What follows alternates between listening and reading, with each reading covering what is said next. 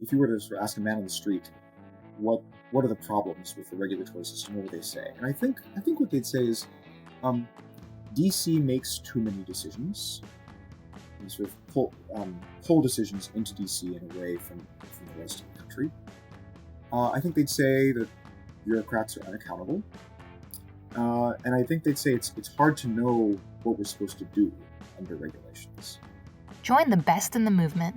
It's Conservative Conversations with ISI, educating for liberty since 1953. Welcome back. You're listening to Conservative Conversations with Marlo Slayback and Tom Saroof. Today on the podcast, we are joined by the Honorable Paul J. Ray, who heads the Roe Institute for Economic Policy Studies at the Heritage Foundation. Before joining Heritage, Paul served as the administrator of the Office of Information Regulatory Affairs, a position to which the Senate confirmed him in 2020. In this position, Paul supervised the review of hundreds of the most important regulations from agencies across the federal government. Before his appointment as OIRA administrator, Paul served as associate administrator of the office and as counselor to the U.S. Labor Secretary. Prior to federal executive service, Paul worked as an administrative appellate lawyer at Sidley Austin, Washington, D.C. He graduated from Hillsdale College in 2008 and Harvard Law School in 2011, and clerked for Judge Deborah Ann Livingston of the U.S. Court of Appeals for the Second Circuit and Justice Samuel A. Alito of the United States Supreme Court. Great to have you on with us today, Paul. Well, it is a real pleasure to be here with you guys. Good to see you. Thank you. And before we begin our interview, I'd just like to thank you for listening to Conservative Conversations. This podcast is a production of the Intercollegiate Studies Institute, and our mission is to educate for liberty.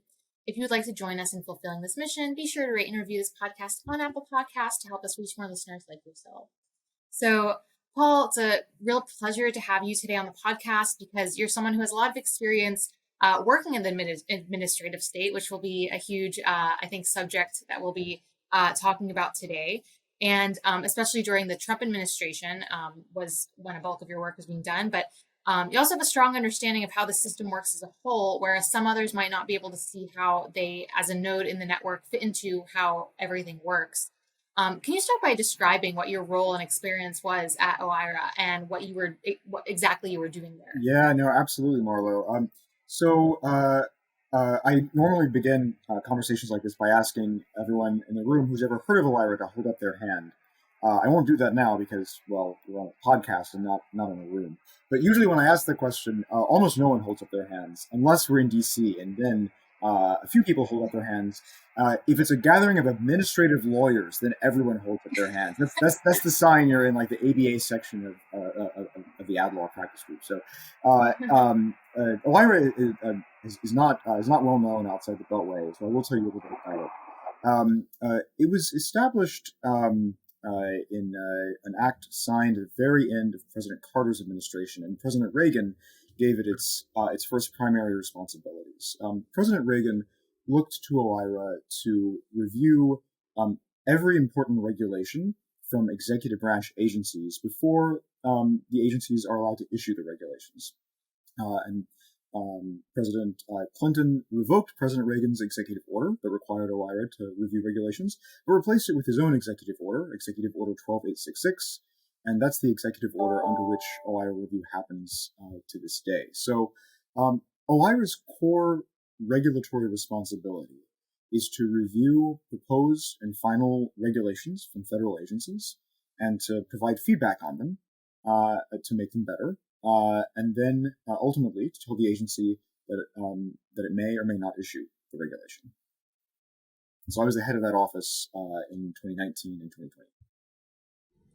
And how did you find yourself in being appointed to that office? What was some of your background in terms of, obviously you clerked for Justice Alito and went to Harvard Law School, but how did you find yourself specifically in an administrative and regulatory capacity, and what was the whole process of getting there like? Yeah, so when I was in law school, I discovered a real passion for administrative law, to which the only suitable response is, that's really weird. But it's true. I did discover that I love administrative law, and the reason is it's kind of a small c constitutional law.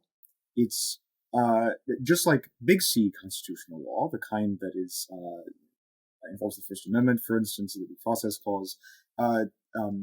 small c constitutional law, administrative law, is the law of making law, right? It's the law governing how our government works. And I thought that was very interesting. Unlike big C constitutional law, administrative law is in rapid flux.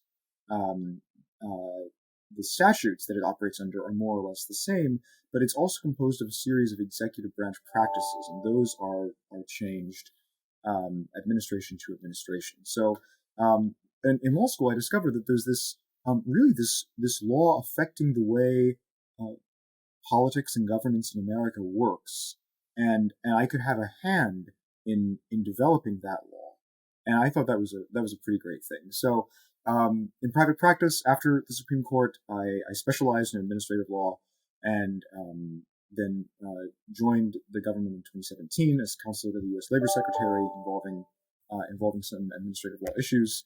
And then when I learned that then administrator of OIRA, Naomi Rao, had a position open for a deputy, I thought I really just have to get on the action there. So I interviewed for the position with now Judge Rao and was accepted. And then a few months later, she became a judge, and I became acting administrator in 2019. And the president sent my name to the Senate in the fall of 2019 to replace now Judge Rao, and they confirmed me in January of 2020. So to familiarize some of our listeners who maybe aren't as plugged in, I just know this from my own experience with, I did like I mentioned earlier when we were chatting before this podcast started, was I did the Publius Fellowship through Claremont. So I kind of got like the crash course in reading about the administrative state and kind of the 20th century evolution of the administrative state, historically speaking. But I know today there's kind of some bickering among conservatives about the role of the administrative state, whether we're to, abolish it or whether we're to seize it and use it for our own, our own purposes, because it's staffed by perhaps people who are oftentimes not, working towards conservative ends, or in fact are anti or aren't within the framework of the founding itself, which perhaps is like a Straussian read of it, or would be a Straussian read of it. How would you, if you could kind of put that in perspective for people who aren't as familiar with kind of this whole framework and the discussions taking place and that have perhaps taken place over the last, I think maybe before the 20th century, but my understanding is it was the beginning of the 20th century with, whose presidency was it? Well, really, I think of Woodrow Wilson as the godfather of the bureaucracy. So yeah, absolutely. So the key to understanding the dispute about the administrative system on the right is a distinction between the outcomes we want from politics and our way of doing politics, right? So it's a little bit like the distinction you make if you're in an orchestra. Thomas heard me use this example before, I think. So one thing that someone who joins an orchestra wants is they want beautiful music, right? That's the outcome that they seek from being a member of an orchestra. But something else they seek is making the beautiful music, right? If they just want a beautiful music, they just go to Spotify, right? It's easy enough. I can do that right now. But it's not enough for a person who's joining an orchestra. They want to make the music. They think there's something really fine or noble even about being the reason there is more beautiful music in the world, right? They think perhaps that it would be a really great thing to be the one who makes the gift of beautiful music to their community, to their family, to their friends, their other musicians in the orchestra, right? And so when I think about the administrative state, I draw that distinction between the outcomes that we want and our way of pursuing. And so we can talk about, and we should talk about on this podcast, about the ways the administrative state is or isn't suited to achieving certain outcomes, right? We might think it's good or bad at creating, say, financial stability, good or bad at protecting the environment, et cetera, et cetera. But the principal concern that I have with the administrative state, and that I think many conservatives also see as its principal defect, is its way of politics. Because in America, we have an idea of politics in which each person has an opportunity to be to make a difference for their community, to give out of their own creativity and initiative and goodwill and practical wisdom in pursuing and deciding the most important things. Right? There's a line from one of G.K. Chesterton's books where he says there are some things that we just think a person ought to be entitled to take a crack at, even if they aren't the very best there are. And among those things are raising your own children, writing your own love letters, things like that. That your life is just better if you have the opportunity to take a crack at it yourself, even if you're not an expert, even if you aren't one of the best there is at that particular activity. And so, in America, we have long believed that politics is one of those things. That we want the people who are the very best at politics, of course, to be political leaders, but we want everyone to have a chance to contribute their own initiative and wisdom to the welfare of their community. And the administrative system, because it entrusts decisions to people who are experts, who are often not accountable to the people, impedes the ability of everyday American citizens to do that, to be the difference maker in their communities. There's a really great quote from Pope Benedict XVI from back in 2008. He said, when something this won't be an exact quote. When we leave space for people to make decisions for themselves and their families and their communities, what we're doing is we're giving them an opportunity to love. Right? We're leaving space for them to love. And to me, that's the big question about the administrative state: is does it create enough space for people to act out of love? And one of the things you gave a great lecture at a conference that ISI helped sponsor at Notre Dame on natural rights in the American founding, and that's where I first heard the orchestra metaphor. It's a beautiful metaphor, and one of your key points, and that you've just reiterated here, is that the exercise of practical reason is both an instrumental good, but it's also a good in itself. So I'd love to hear you say more about that for us on the podcast. How practical reason and the administrative state plays with or against each other in terms of what's really at stake for American politics. Yeah, no, great question, and thanks for the kind words, Tom. It's thoughtful of you. So practical reason is the pursuing of human goods, of human ends, ultimately, right? I'm drawing on the work of some of the new natural law theorists when I say this. One thing that gives dignity to life, that makes it worthwhile to be a human versus, I don't know, a dog or a marshmallow or something like that, is that we can act for reasons. We can pursue the good. Right? There's a passage in St. Thomas Aquinas' Summa Theologiae where he says that one reason that God made the kind of world that he made is because he wanted to invite human beings to have the same dignitas causalitatis, the same dignity of causation that he himself has, right? Part of the joy, if you will, of being God is that you get to create the world. You get to give good things to so many people. And he wants to, St. Thomas says, he wants to invite us to do the same. Now, you don't have to believe that's, I think St. Thomas is right about that. You don't have to send on to the theological point to see that it would be a really good thing to get to play, indeed it would be a divine kind of thing to get to play this role, to get to exercise practical reason by pursuing goods for yourself and others. Right?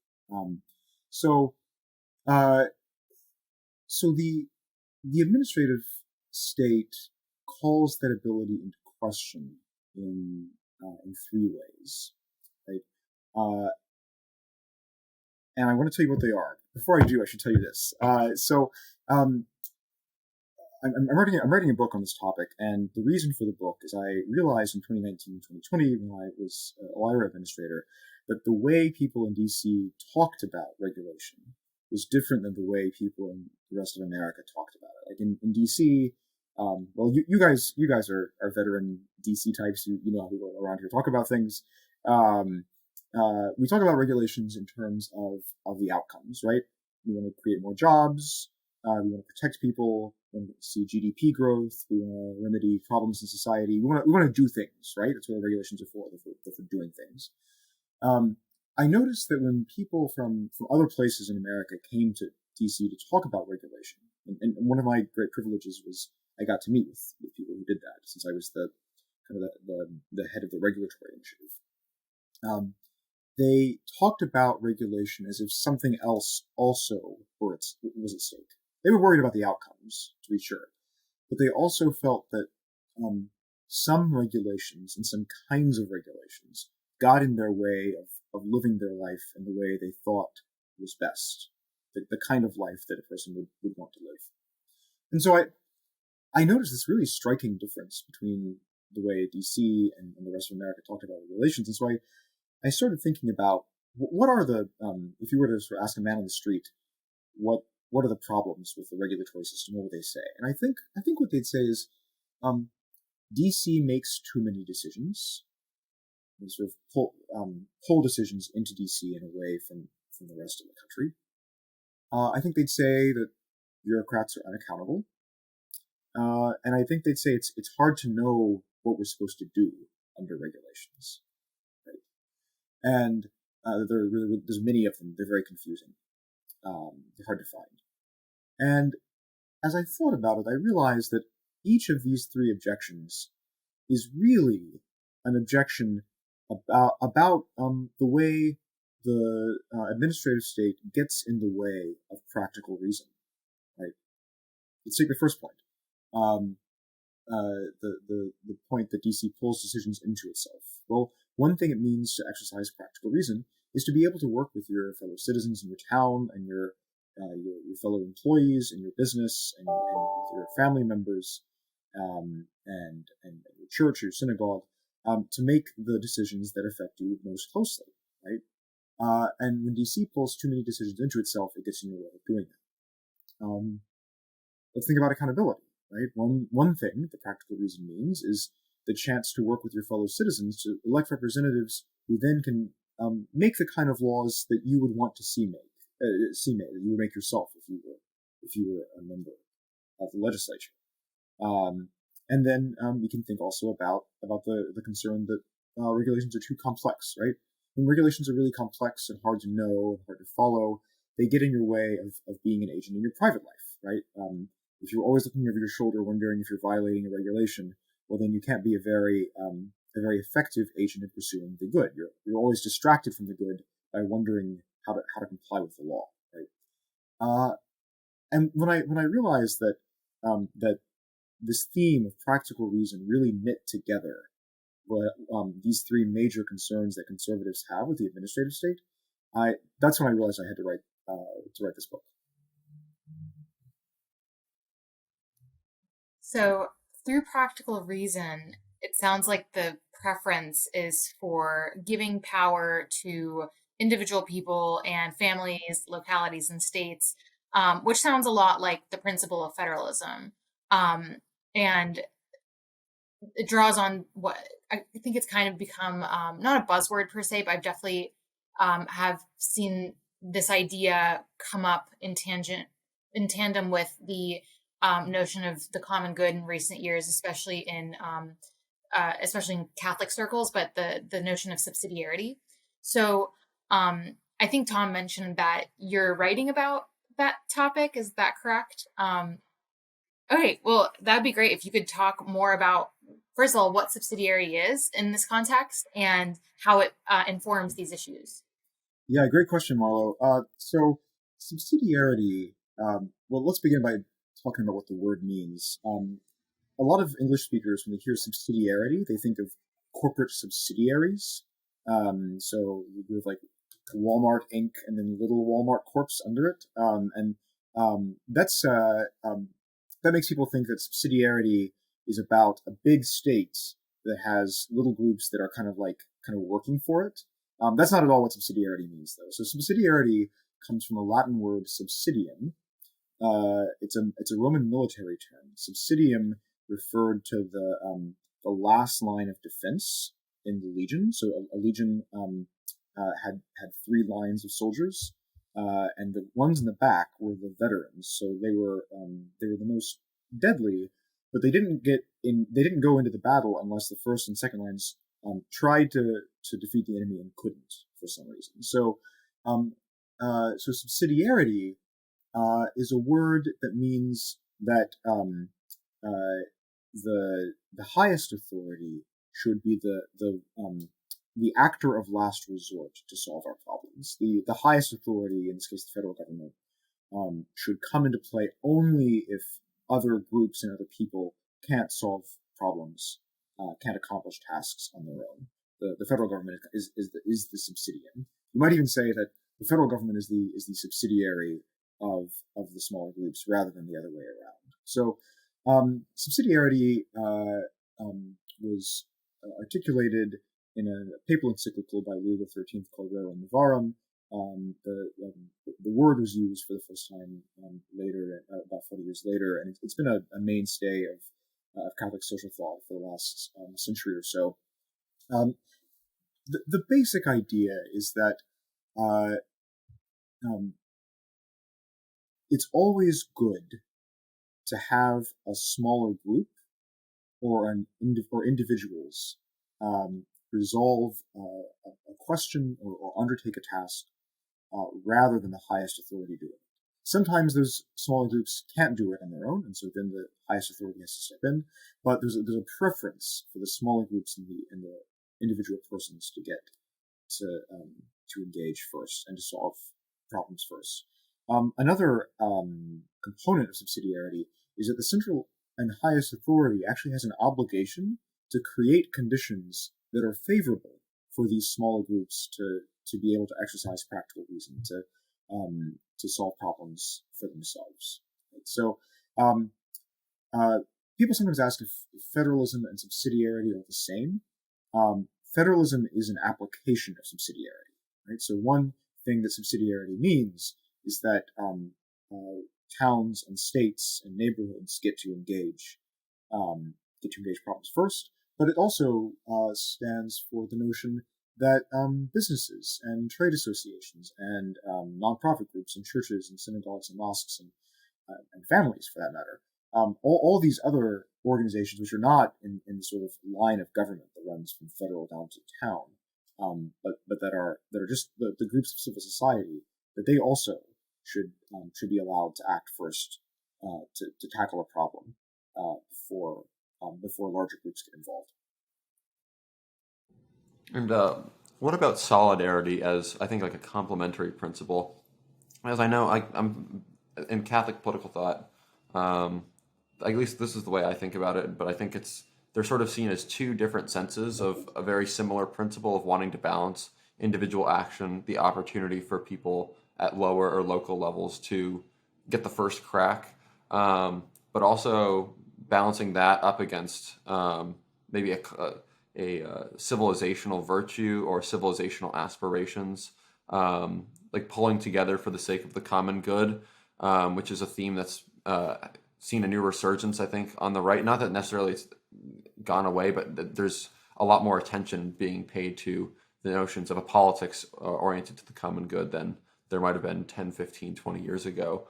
But one might think of, I always go to the example of the Solidarity movement in Poland, where Lech Walesa, he had the opportunity to have his local issue as an electrician and the electricians guild or union to get more local control, but he turned down that opportunity to call for all of the industrial workers to unite and for the whole country, so for the sake of the common good of the whole country. But how do you see subsidiarity and solidarity sort of playing off against each other, interfacing with each other? And what do you see as like solidarity as a role in modern politics today in America? Yeah, gosh, what a great question. So I'm gonna give you a first answer, and we should keep digging on this one because there's a lot there, and I'm sure I won't get it all in in my first answer. Um, so the first thing, let's talk about the common good because Marlo, this came up in your question as well. Let's talk about the common good, and then talk about solidarity because I think it's helpful to understand the common good first. So the common good is both it's a good that's common, right? It's a thing that is good that we all have together in some way. So we can think of two kinds of common good. I'm going to use the phrase a little bit loosely. Some of my friends might quarrel with some of the technical response here, but using the term a little bit loosely, you could say there's two kinds of common good. One is a set of conditions that allows people to pursue their good, right? So a good economy is good for all of us, right? That's an example of a part of the common good. But there's also a common good that is a shared activity that is worthwhile for its own sake, right? You might think of the performance of music, right? That's a common good. The common good of an orchestra is the performance of their music, right? So when you think of what is a political common good, of course you have the conditions that politics obtains that is good for everyone, like a thriving economy, as I mentioned. But also, you need to ask whether there's a good being at work that is common to everyone. And it seems to me that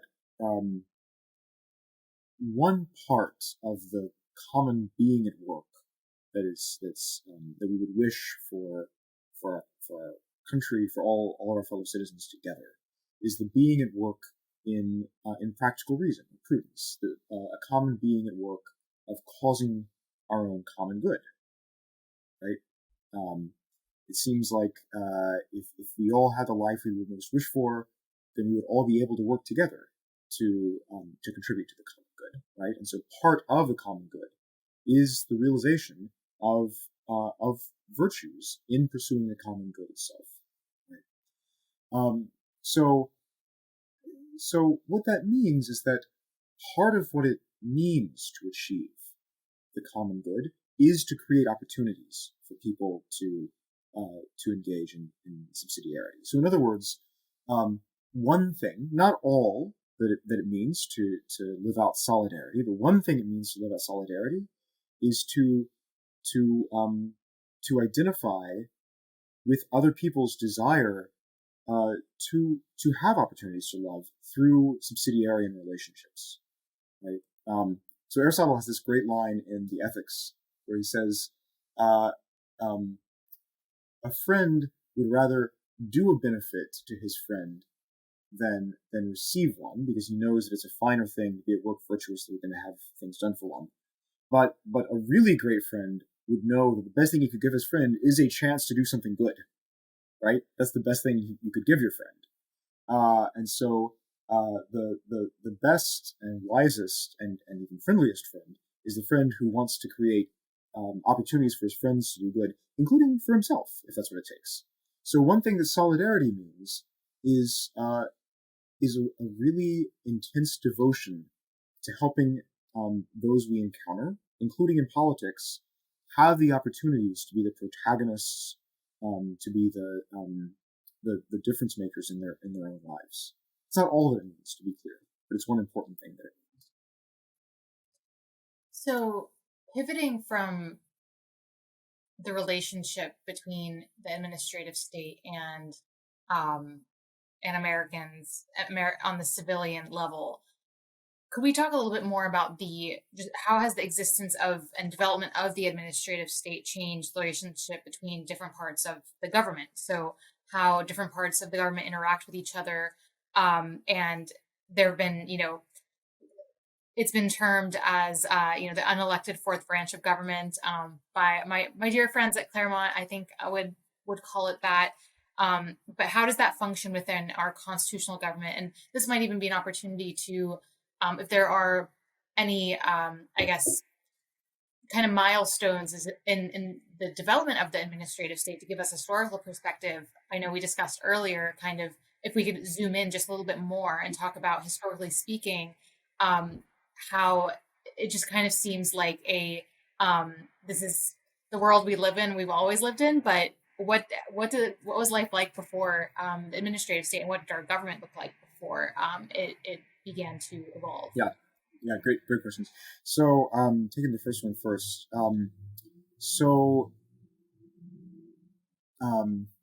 The administrative state is part of the executive branch. It is composed of agencies whose heads are, with very few exceptions, appointed by the president, many with Senate confirmation, not all. So you might say the executive branch is accountable to the people through the president. But there are also many barriers to presidential accountability, right? For one thing, 99.9% of members of the executive branch are civil servants, and there are protections in place that make it difficult to fire civil servants, even if they're not performing their jobs very well. Now, there are a lot of really great civil servants who serve for very noble reasons, and there, as in any organization, there are some bad apples. One thing that many political appointees have found is that the career civil servants are hesitant to execute missions from the president if they don't agree with those missions, right? And of course, the civil servants are not elected; the president is, right? So there's some really serious unaccountability there. It's also true that even political appointees appointed by the president, can be unaccountable as well, right?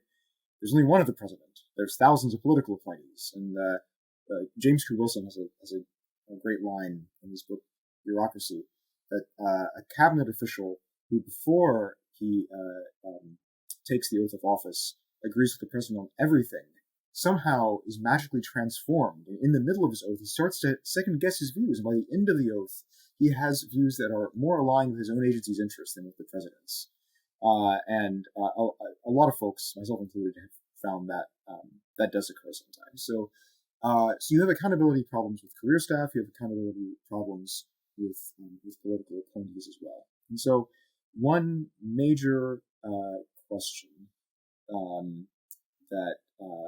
one major dynamic that is at play in the administrative state is figuring out is the back and forth between the president and the agencies about who's in charge. Right?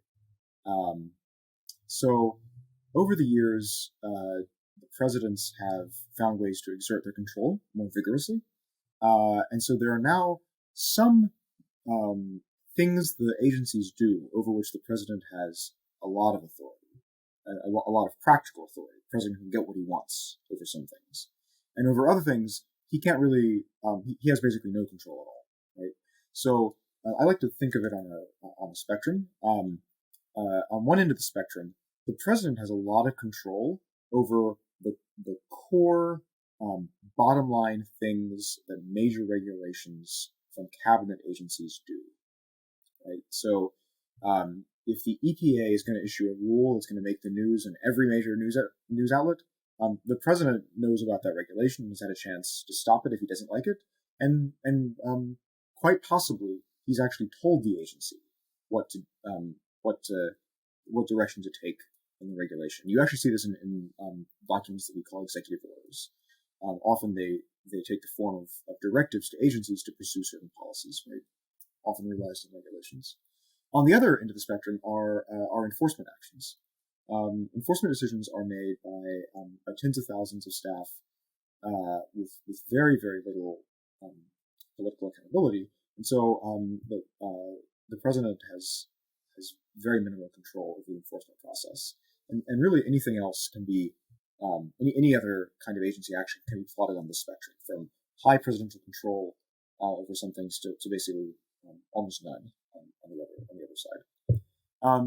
So how's that for answering the first part of your question, Marla? Is that we can go deeper on that if it's helpful to talk about different kinds of decisions and different agencies, but does that begin to answer your question? Yeah, definitely. Okay. I don't know if maybe Tom had a follow-up to that, or because I know we only have a few minutes left, but perhaps there's a relevant question Tom had in addition to that.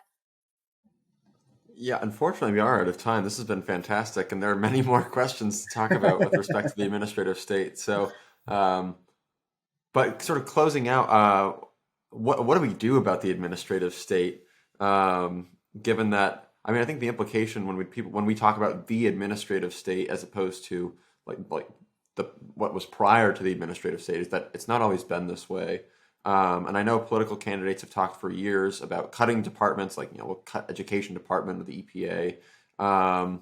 There's been talk about, reforming Chevron deference from the Supreme Court. Maybe you could also explain better than I possibly could about what Chevron deference is, how it works, and how that sort of relates the branches to each other. But what are your own preferences? I don't know if you talk about this in the upcoming book, but things that we could do to tame the administrative beast.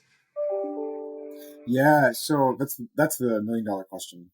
With inflation, maybe it's like the $1.2 million question. I don't really know. So we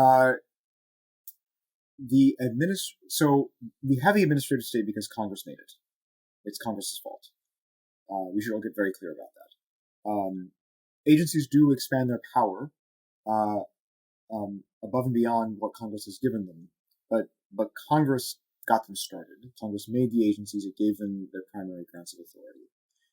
So anything an agency does, somewhere buried at it's founded on a congressional grant of authority. So there's a lot that the president can do to fight back against the administrative state, but really solutions have to come from Congress. But the reason Congress was able to enact the regulatory programs it's enacted is the Supreme Court allowed it to do so. The Supreme Court read the Commerce Clause incredibly broadly, such that the federal agencies that Congress has created, it was enabled to create. So, the executive is the administrative state is in the executive branch, so that's the branch that's sort of out of control. But its being out of control is enabled by the other two branches. Right? So what solutions look like then have to involve all of the branches.